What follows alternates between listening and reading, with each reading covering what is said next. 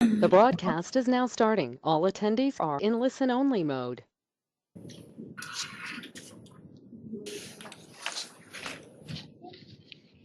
Good afternoon. Welcome to the December 2nd meeting of the North Carolina Capital Facilities Finance Agency. One item on the agenda that for voting by the members, in addition to several other informational items and reports and a resolution. So a bit of an agenda, but we will definitely get through it within the 30 minutes. First thing, though, is I want to welcome a new member of the agency, Betty Parker. Thank you for joining us. Betty Parker was appointed yesterday, actually, by Governor Stein, and your term runs through March 2029. So you've been on less than 24 hours and already at your first meeting. That may be a record. So congratulations, and thanks for coming to join us. Cindy, will you call the roll? Yes, Cindy Aiken, Assistant General Counsel to Department. Start with Auditor Bolick. Here. Is in person. Is Ms. Arnold on? Okay. And we have Ms. Parker. Here. Present in person. And Mr. Bowen. Here. Thank you. Participating virtually, Mr. Bowers. Here. Also, thank you. Also virtual. Mr. McLaughlin is absent today. And Treasurer Briner. Here. Thank you. Participating virtually. Y'all let me know if Ms. Arnold logs in. Thank you. So just two absent right now. We have a quorum. Staff present for the meeting, Jennifer Wimmer, Director of Debt Management and Director of, you're right, soon to be, yes, Deputy Secretary Treasurer of the agency. Thank you. Laura Rowe, our Compliance and Policy Director, and of course Denise Canada, who is currently, deputy, no, you're deputy. Denise Deputy Treasurer. Denise is Deputy Treasurer, having been handed the gavel by Treasurer Briner. Thank you. Just quick reminder, the room microphone's very sensitive, so if you have those in attendance, please take any private conversations out into the lobby. The meeting is being recorded and will be available to the public pursuant to our department's recording of public meetings policy. And those who are online, please remember to identify yourself when speaking and kindly mute yourself when you are not. We have one little addition to the end of the agenda. We'll announce that when we get there. We will take all votes by roll call. And without objection, members, your motions and seconds will be considered as yes votes unless you want to indicate otherwise during the roll call. And that'll do it. Thank you. All right, Cindy, thank you so much. Please join me in the Pledge of Allegiance and the toast to the flag. I pledge allegiance To the flag of the United States of America and to the republic for which it stands, one nation, under God, indivisible, with liberty and justice for all. I salute the flag of North Carolina and pledge to the old North State love, loyalty, and faith.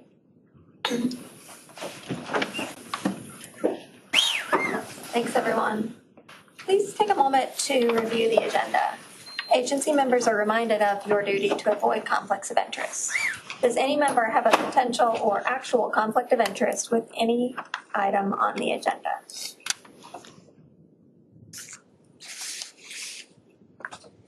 All right, hearing none. Turn it over to Cindy to explain the resolution appointing the Secretary Treasurer and Deputy Secretary Treasurer of the agency. Okay. Cindy. Thank you.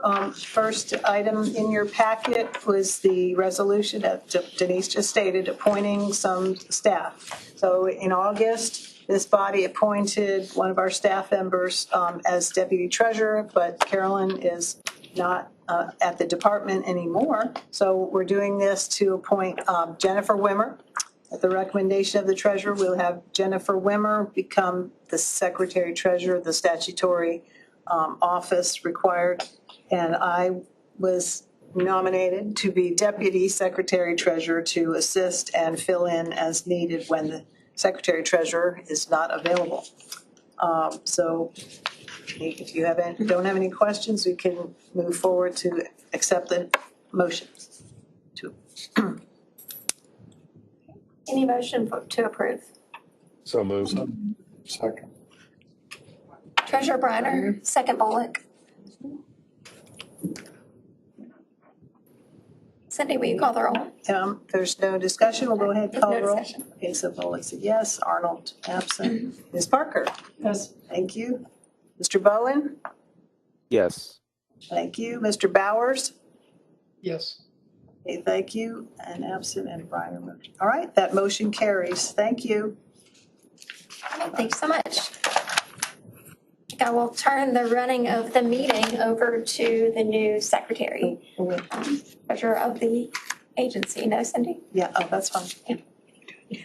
Thank you and good afternoon, everyone. The next thing on the agenda is the approval of the August 5th, 2025 minutes.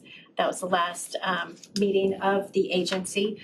And before there is any motion, I'd like to turn it over to Cindy to give a brief comment on those minutes. Okay, thanks. Okay, so Mr. Bowers asked if we would be able to modify the minutes a little bit by adding additional detail on the terms of the two deals, the Montessori School and the Pine Lake Prep from August.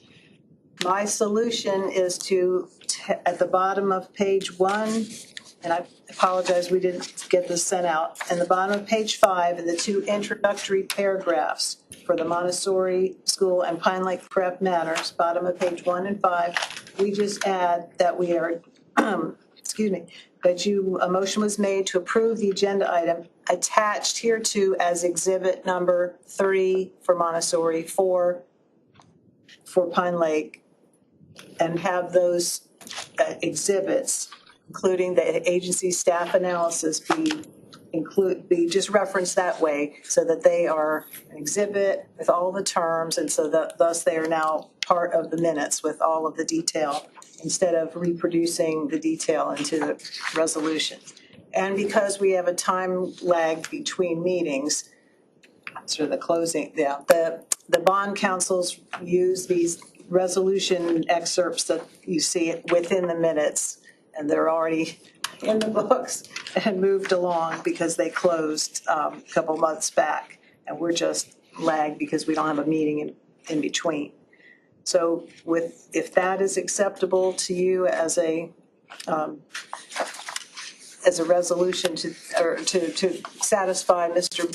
Bowers' idea, I'm holding up for the camera just those dead agenda sheets that were part of your packet, just like you see today for Triad Goodwill. That same agenda sheet for Montessori and Pine Lake respectively will be included as exhibits 3 and 4. And I'm not skipping 2. 2 was already claimed by something else from August. So these are exhibits 3 and 4. Any questions? Is that clear as mud?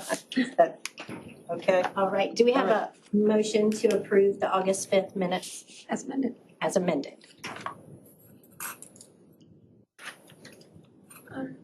Second. There's not a first yet. You can be first. So moved. So moved, yeah. I'll make a motion to approve it. I think the suggestions are a good idea to just have better documentation and record keeping. So thank you for that and making that change. And thank you, Mr. Bowers. All right, so we'll do Bowen. Did I hear that right? Bowen motion?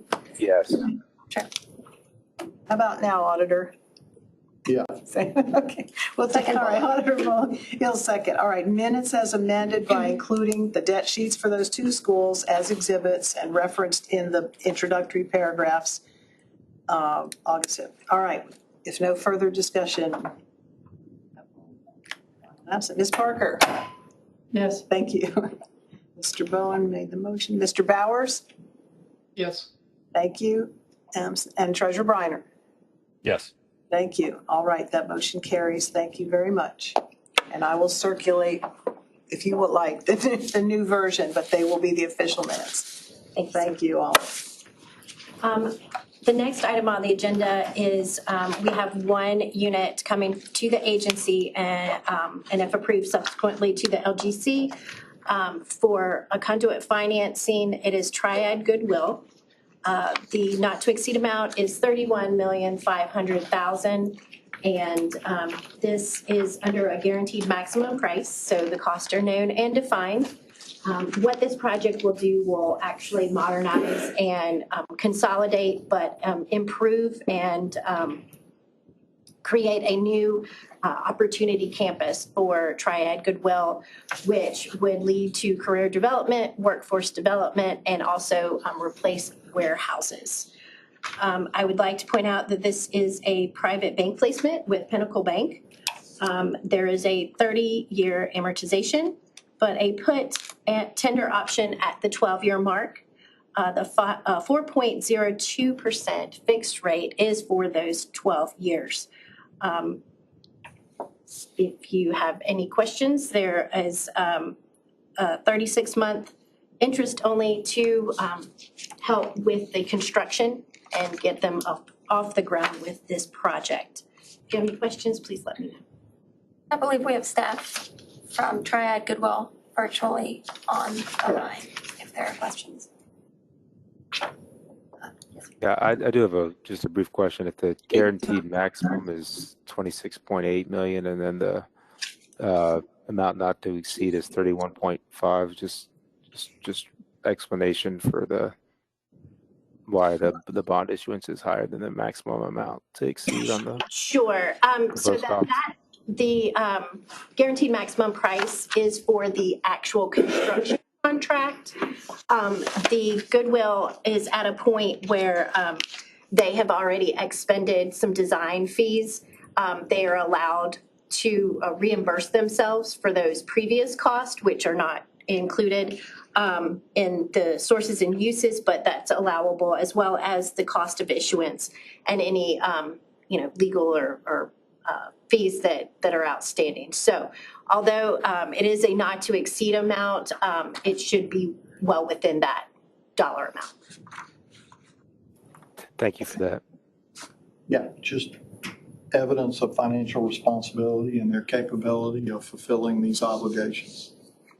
So this Triad Goodwill has been in existence for many years, and they have demonstrated by showing us their financials and projections within the allotted time frame of the construction period.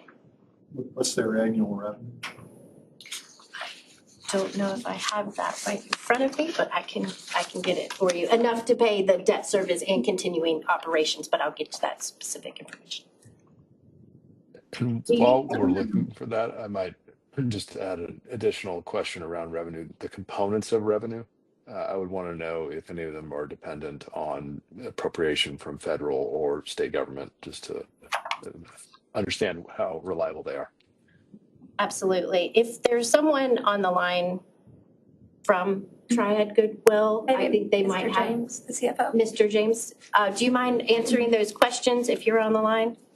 We can repeat them if necessary.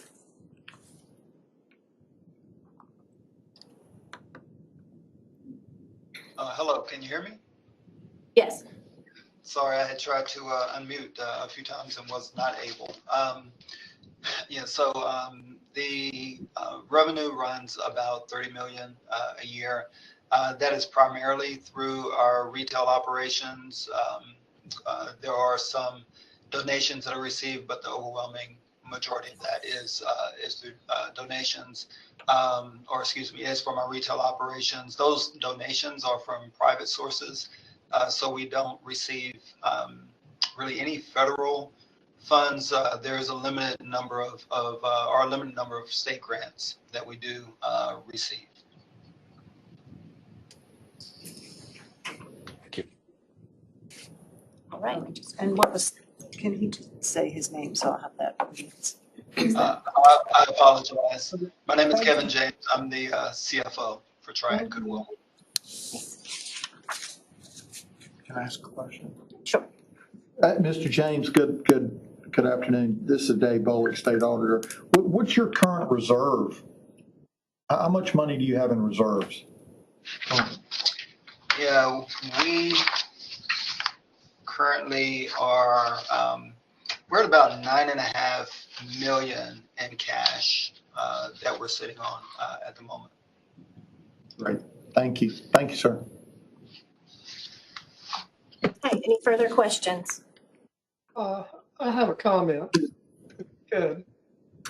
I never know what's going to be exactly covered in bond council's minutes and what's going to be covered in the exhibit. The exhibit obviously has the real meat of it. But under your exhibit, LGC staff analysis, under the interest rate terms, you have 4.02 for fixed rate. I think that should be for 12 years. Let them know that it's not 30. And under term, and your discussion covered it well. And under term, it ought to be 30 years with a tender put option and 12 years. Mr. Bowers, that is noted. That's why I explained it, and that will be updated, and we can send out a updated copy of that. I really appreciate that. Okay, with that, do I hear a motion to approve this financing from the agency? So moved.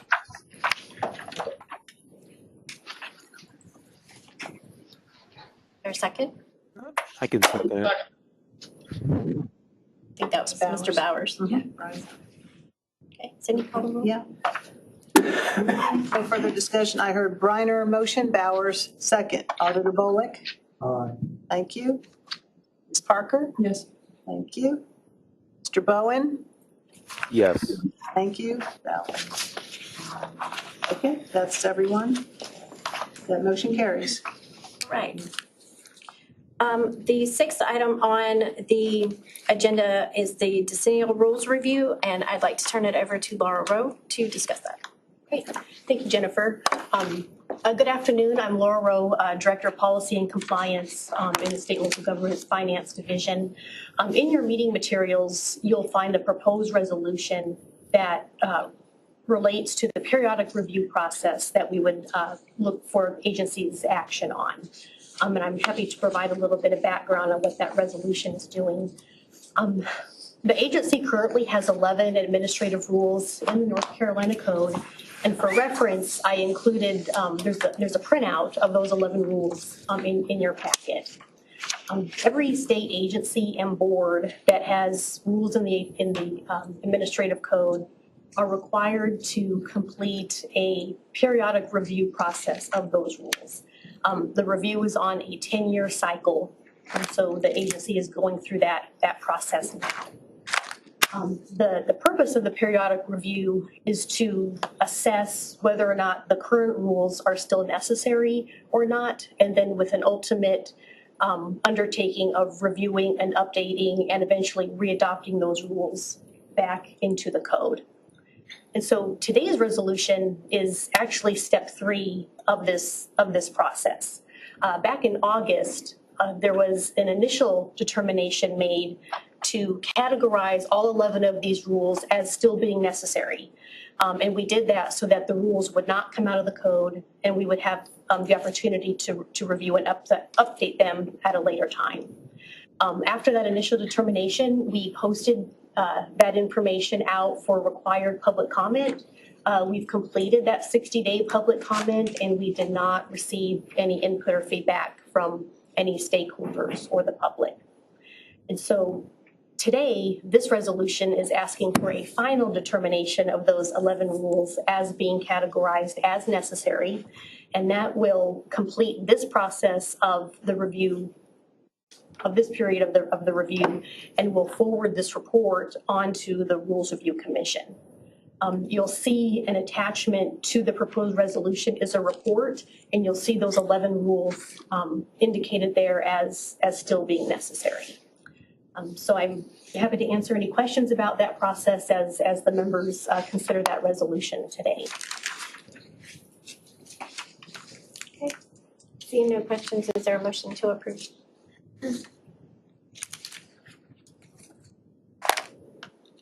So moved. Second.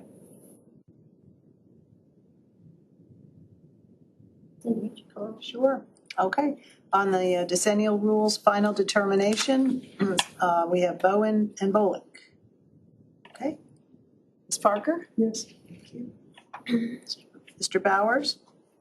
Yes. Thank you. Yes. Thanks very much. And Treasurer Briner? Yes. Thank you. That motion carries also.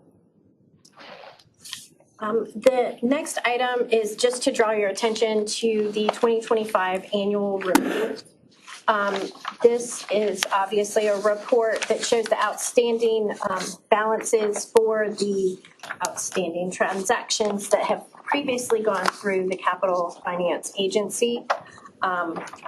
It is also posted on our website. So this is a snapshot. We obviously, since June 30th, 2025, there have been several transactions. So there will be additions in the 2026 report that comes through this time next year. So the next item is other business. And before turning it over to Cindy, I would just like to say that we are glad to have been in some conversations with charter schools around the state. And there not only will be a meeting in January for a entity that is not a charter school, but there will be a January meeting. There will be some discussion about either guidelines or charter school coming back to the agency, and there will be some discussion on possible future transactions and guidance through the agency. So just wanted to let everyone be aware that that will be an item as well as a application for approval. And I will turn it over to Cindy. Yes. Yes, and since Ms. Parker has joined us, we routinely take the SEI a Statement of Economic Interest evaluation letters from the Ethics Commission, and we share that with all the members. So I believe Laura emailed last night a copy of the evaluation letter dated end of November from Ms. Parker. And the purpose is to just everyone be aware, to be on the lookout for your own personal, financial, business relationships that could create a conflict. And this letter finds no actual conflict, but or evaluation, a potential.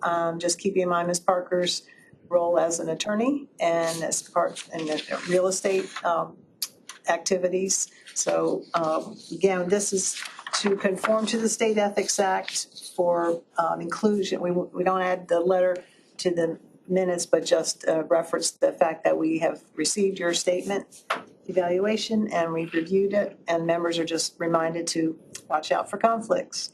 Thank you. And also, I'll never hesitate to contact either me or Laura or Liz Hawley, who most of you have are talked to on any questions you have about conflicts. Thank you, Cindy.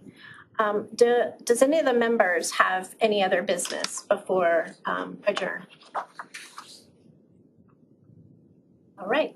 Do I hear a motion to adjourn this meeting? So moved. Second. Lots of seconds. We'll do this one without roll call. All in favor of adjournment, say aye. Aye. Aye. Sounds like a majority. Thank you. Thank you. Thanks, y'all.